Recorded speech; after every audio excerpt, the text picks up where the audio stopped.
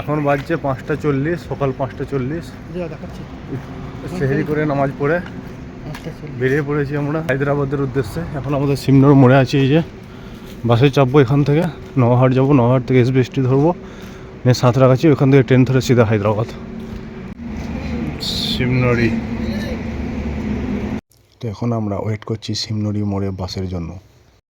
নবাবহাট বাস স্ট্যান্ডে নামলাম, এখন যাব এসবিএসটি সে কাউন্টার, ওইখান থেকে টিকিট সংগ্রহ করবো সাঁতরাগাছি যাওয়ার জন্য। টিকিট কাটা কমপ্লিট, বর্ধমান টু কলকাতা।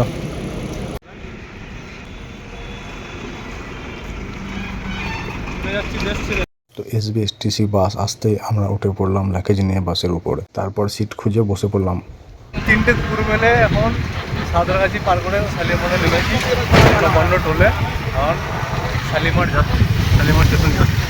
একটা কুকুর, দুটো কুকুর, এই একটা কুকুর, 3টে কুকুর। এই যে কলকাতার রাস্তা, হাওড়া স্টেশন, বিদ্যাসাগর সেতু, আন্ডুল রোড। আমরা যাচ্ছি এদিকে। যেহেতু আমাদের টিকিট শালিমার স্টেশন থেকে করা ছিল, তাই সাঁতরাগাছিতে নেমে নবান্ন টোল ট্যাক্স, যেটা বলে 2 নম্বর টোল ট্যাক্সে নেমে কিছুটা আগে এসে ওখানে টোটো পাওয়া যায়, ওই টোটো ধরে চলে এলাম শালিমার স্টেশন। তো ওইখান থেকে শালিমার স্টেশন আসতে টোটো বুক করতে হয় 100 টাকা এবং ভেতরে আসার জন্য 150 টাকা। প্ল্যাটফর্মে ঢুকে গেছি, ট্রেনে চাপবার পর ওই তো চেল্লাপল্লি আমরা স্টেশনে চলে এসেছি শালিমার। এই যে ট্রেন আমাদের, এই ট্রেনে চাপবো। আমাদের S5 শালিমার চেল্লাপল্লি, এটাতে উঠব।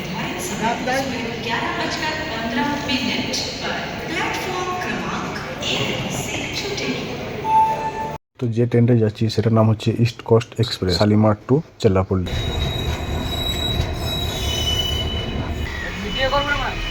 ঠিক আছে, বাড়ি শুনেছিস? ট্রেন ছেড়ে দিয়েছে, এটা হলো আমাদের সিট। শুয়ে পড়েছি এখন। এইদিকে সিট একটা, আর ওই যে উপরে একটা কুকুর আছে। যেহেতু ভোরে উঠে সেহরি করেছি এবং জার্নি হয়েছে, তাই ক্লান্ত ছিলাম, তাই এসেই শুয়ে পড়েছিলাম। তো ঘুম থেকে ওঠার পর দেখি জোহরের ওয়াক্ত হয়ে গেছে, তাই নামাজ পড়ে নিলাম।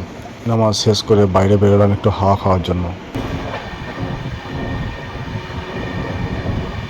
বন্দে ভারত।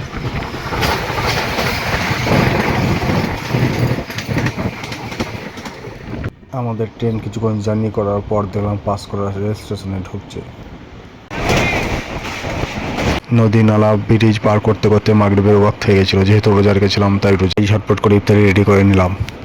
ভিডিও দেখে হয়তো অনেকটা সহজ মনে হতে পারে, তবে সফরে বেরিয়ে এরকম ইফতারি তৈরি করে ইফতার করা, নামাজ পড়া একটু অসুবিধাই বটে। তো যাই হোক, আলহামদুলিল্লাহ হাতের কাছে যা পেয়েছি তাই দিয়ে রোজা খুলবো। এখন শুধু আজানের অপেক্ষায় আছি। তো ইফতার করে নামাজ পড়ার পর কিছুক্ষণ জার্নি করার পর দেখলাম আমাদের গাড়ি বিশাখাপত্তনম ঢুকে গেছে। এখন বাজছে 4:10, এখন পৌঁছলাম বিশাখাপত্তনম।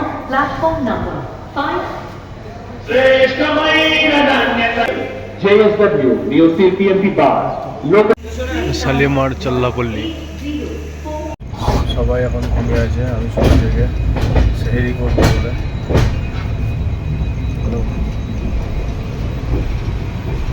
সবাই ঘুমিয়ে আছে।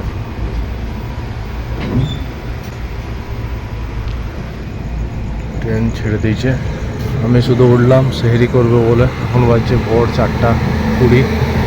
সেহরি করে নামাজ পড়ার পর ঘুমিয়ে গিয়েছিলাম এবং ঘুম থেকে ওঠার পর যখন দেখি, তখন দেখি আমাদের ট্রেন গোদাবরী নদী পার করছে। গোদাবরী নদী দক্ষিণ ভারতের দীর্ঘতম এবং ভারতের দ্বিতীয় দীর্ঘতম নদী, যা দক্ষিণ গঙ্গা নামেও পরিচিত।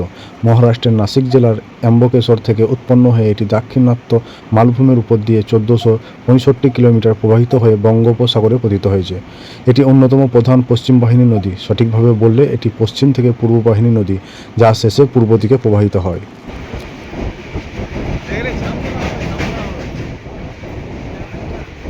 আমরা এখন আছি জানি না কোথায়। लाइव में भी समस्या, ट्रेन में भी समस्या।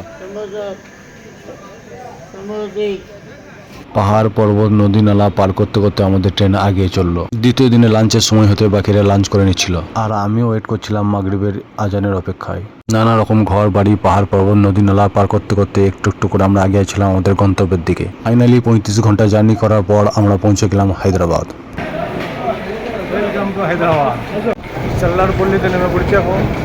আমরা যাচ্ছি, বাইরে বেরোবো, গিয়ে টোটো ধরবো। চাল্লা পুলিশ স্টেশনে নামার পর আমরা বাইরে বেরোবো, বাইরে গিয়ে ওখানে অটো বুক করবো, উবার বা ওলা বা র্যাপিডো থেকে, সেখান থেকে যাবো আমাদের গন্তব্যে।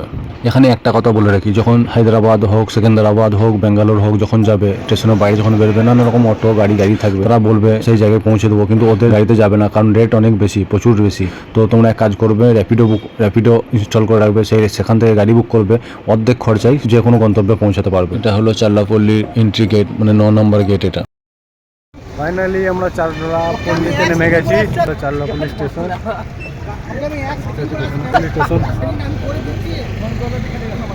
চাল্লাপল্লি স্টেশন, এই যে 9 নম্বর গেট, এখানে আমরা দাঁড়িয়ে আছি। এখান থেকে র্যাপিডো বুক করা আছে, তো এখানে আমাদের যে টোটো চলে এসছে, অটো চলে এসছে। এতে যেহেতু আমরা বুক করে নিয়েছিলাম, তাই চেপে পড়লাম। এখন আমরা যাবো হুসাইন আলম তারা ময়দান।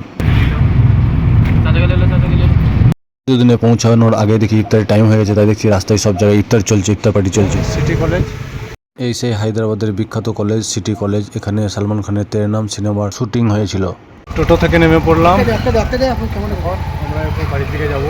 ফাইনালি ঘর চলে এলাম, কারণ ঢুকছি, ভেতরে ঢুকি নাই, উপরে যাবো। চলো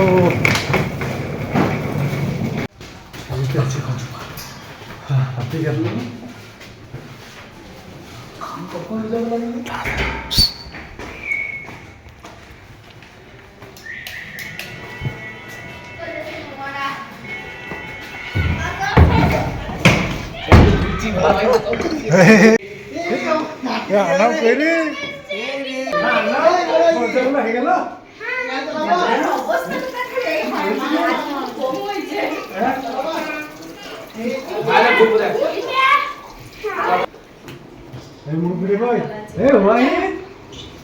জলদি আয় আয় আয় করছিল দেখতে হয়।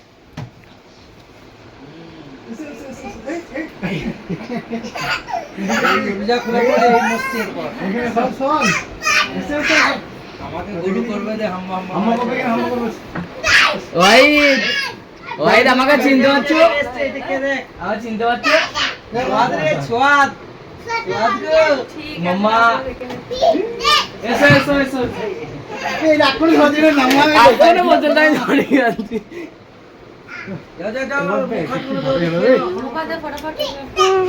এই চড়াটাকে হবে।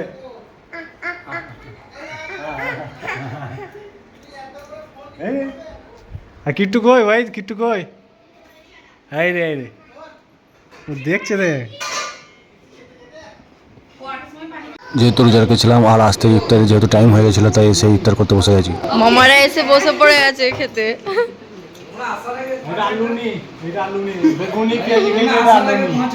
আলুরি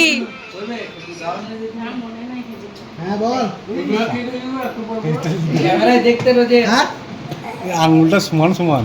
হ্যাঁ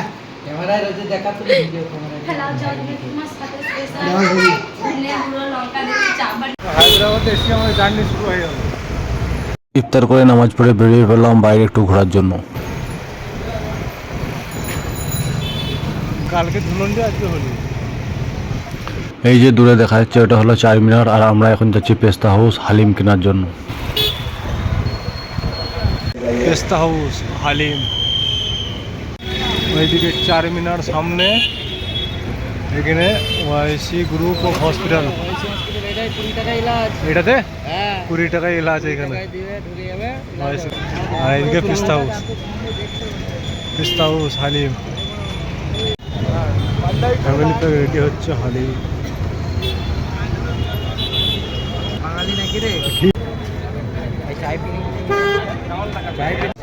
আমরা এখন হায়দ্রাবাদে বসে পান খাচ্ছি, পান স্পেশাল পান। এই যে হায়দ্রাবাদি পান চিবোতে বেরিয়ে পড়লাম। এই যে সোনার কাজ হচ্ছে, এইভাবে সোনার কাজ করা হয়। এইটা নিচে, এটা হাতের মনে হয় নাকি। কাজ শেষ করে ভাবলাম একটু স্কুটি চালিয়ে নিই, তাই যে স্কুটি চালাচ্ছিলাম।